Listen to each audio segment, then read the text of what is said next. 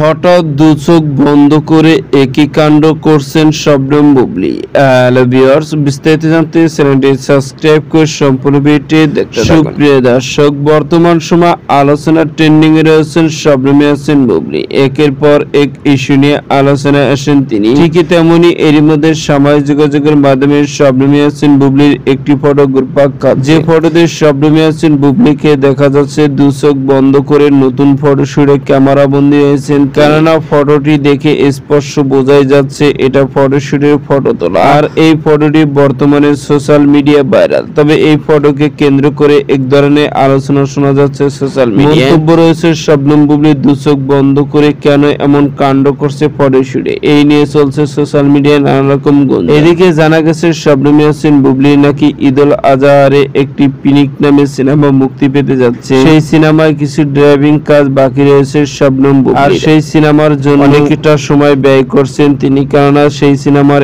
এখনো ড্রাইভিং কাজ বাকি রয়েছে, এমনটি জানা গেছে বিভিন্ন গণমাধ্যম থেকে। তো সুপ্রিয় দর্শক, ভিডিওটি আপনার কাছে ভালো লাগলে একটা লাইক দিন। নিত্য নতুন ভিডিও আপডেট পেতে চ্যানেলটি সাবস্ক্রাইব করুন। অসংখ্য ধন্যবাদ পুরো ভিডিও উপভোগ করার জন্য।